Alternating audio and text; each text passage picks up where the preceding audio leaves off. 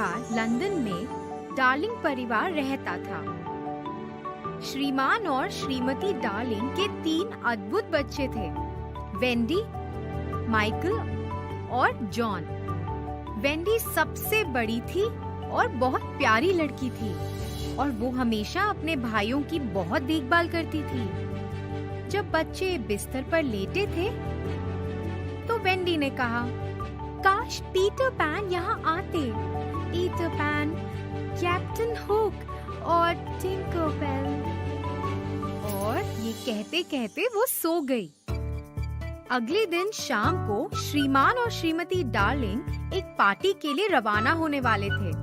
सभी बच्चे नीचे आए और उनकी माँ ने उन्हें गले लगाया।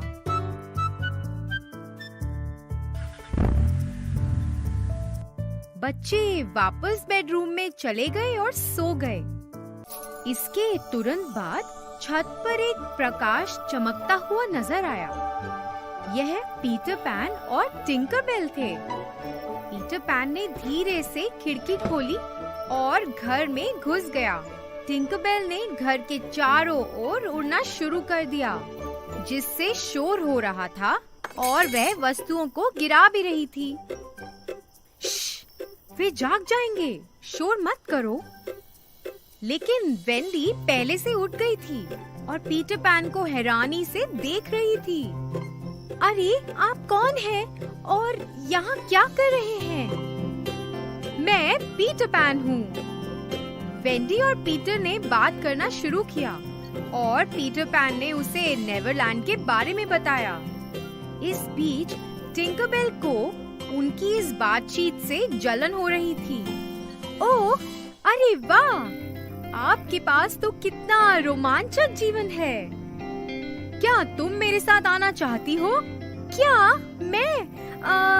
मेरे भाई भी आ सकते हैं? हाँ, क्यों नहीं? पीटर ने वेंडी को एक आभार के रूप में अखरोट का पेंडेंट दिया। वेंडी के भाई भी जाग गए और पीटर को देखकर बहुत खुश हुए। चलो सब उड़ान शुरू करते हैं। यहाँ आओ टिंकरबेल, हम पर कुछ जादुई धूल छिड़को जिससे हम उड़ सकें। यह तो एक लंबी यात्रा है। थोड़ी हिचकिचाहट के साथ टिंकरबेल ने उस धूल को छिड़का और उन्होंने अपनी यात्रा शुरू की।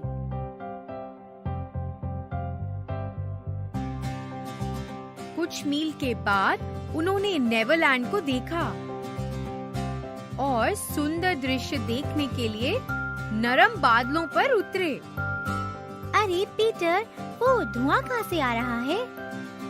वो तो रेड इंडियन कैंप है और आप सभी को उस जहाज को नजरअंदाज नहीं करना है जहाँ कैप्टन जेम्स हुक और उनके समुद्री डाकू रहते हैं। हुक एक मतलबी और खूंखार कप्तान है, लेकिन वह मगरमच्छ से डरता है जो हर जगह उसका पीछा करते हैं।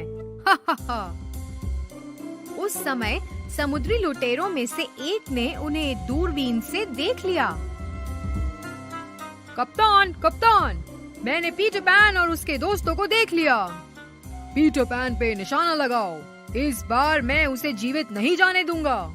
ओह, लगता है उन्होंने हमें देख लिया है। हमें अब अलग अलग होना है। टिंकरबेल, बच्चों को सुरक्षित स्थान पर ले जाओ। मैं हुक का ध्यान रखूंगा। वेंडी से छुटकारा पाने के लिए टिंकरबेल ने एक शरारती विचार सोचा। वेंडी, तुम बस यहीं रहो, मैं तुम्हारे लिए वापस आऊंगी।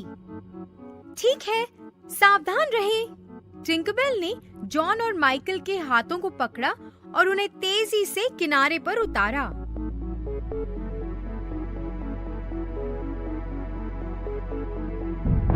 और वेंडी तोप के गोलों को चकमा देते हुए आकाश में संघर्ष कर रही थी। हुक ने अपनी बंदूक निकाली और पीटर पर गोली चला दी। पीटर ने तो हर एक गोली को चकमा दिया। इसी बीच टिंकरबेल ने मदद के लिए खोए हुए लड़कों को बाहर बुलाया। पीटर 5 खोए हुए लड़कों का कप्तान था। लड़कों, पीटर ने मुझे उस वेंडी पक्षी को मारने के लिए कहा है। हमें कप्तान पीटर के आदेशों का पालन करना चाहिए।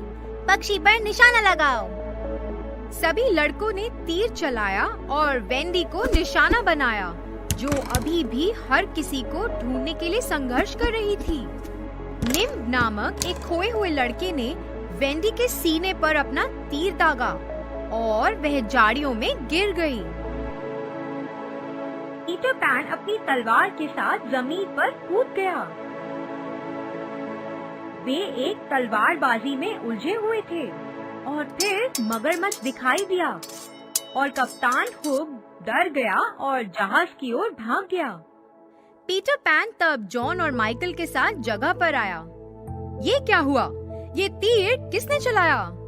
टिंकरबेल तेजी से छिपने के लिए एक पेड़ पर उड़ गई। टिंकर ने हमें बताया कि आपने वेंडी को मारने का आदेश दिया है। टिंकर, तुम जहाँ भी हो वहीं रहो। फिर कभी मुझे अपना चेहरा मत दिखाना। वेंडी, वेंडी, अपनी आंखें खोलो। पीटर ने तीर को उसकी छाती से खींच लिया और महसूस किया कि तीर पर कोई खून नहीं था। यह तो अखरोट के उस पेंडेंट से टकराया था जो उसने वेंडी को उपहार में दिया था। वेंडी ने अपनी आंखें खोली और खुद को सुरक्षित महसूस किया।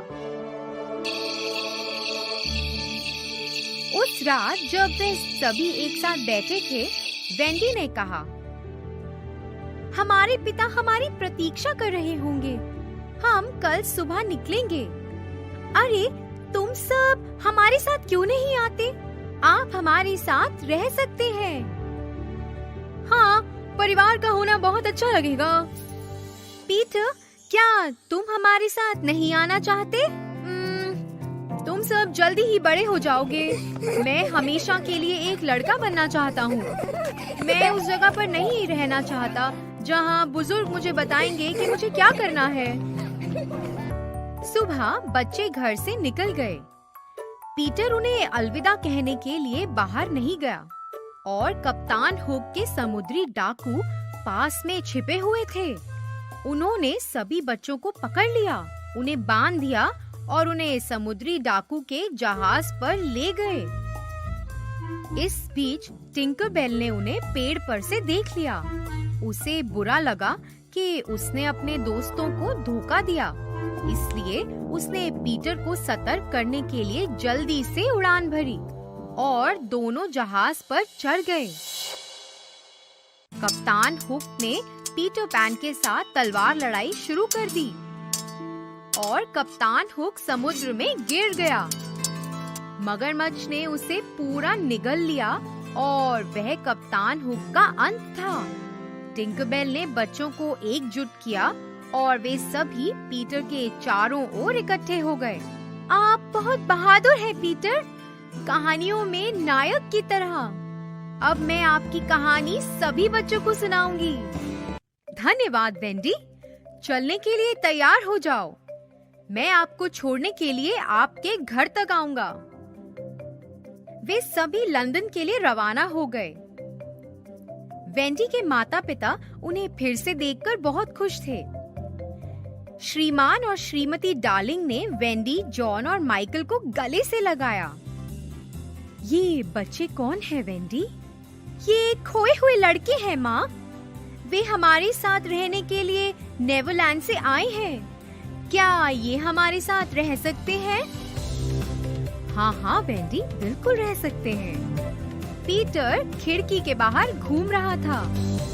उसने अपने सभी दोस्तों और टिंकरबेल को विदाई दी और उसने नेवरलैंड के लिए उड़ान भरी।